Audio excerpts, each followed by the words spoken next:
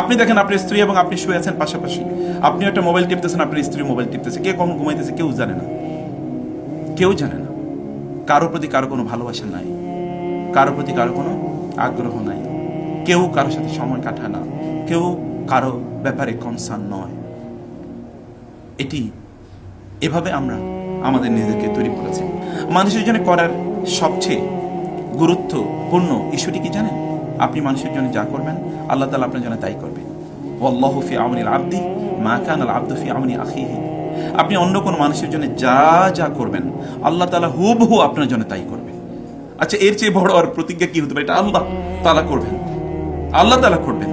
তাহলে আপনি অন্যের জন্য হাত বাড়িয়ে দেন, আল্লাহ আপনার জন্য হাত বাড়িয়ে দেবেন। বরং আল্লাহর হাতটা তো আপনার হাতের চেয়ে অনেক অনেক বড়, তাই না? রাসূলুল্লাহ সাল্লাল্লাহু আলাইহি ওয়াসাল্লাম তো এই কথা বলেছেন। যদি আল্লাহ তাআলা বলেন, যখন আমার বান্দা আমার দিকে এক বিঘত এগিয়ে আসে তখন আমি তার দিকে কি এক হাতে এগিয়ে যাই, যখন আমার বান্দা আমার দিকে হেঁটে আসে আমি তার দিকে কি করি? দৌড়ে যাই। এটা আল্লাহ বলেছেন না? হাদিসে করছি তো, বুখারী হাদিস। আল্লাহ তাআলা এগিয়ে দৌড়ে যান। আল্লাহর দৌড় আর আপনার দৌড়ের মধ্যে পার্থক্য কি?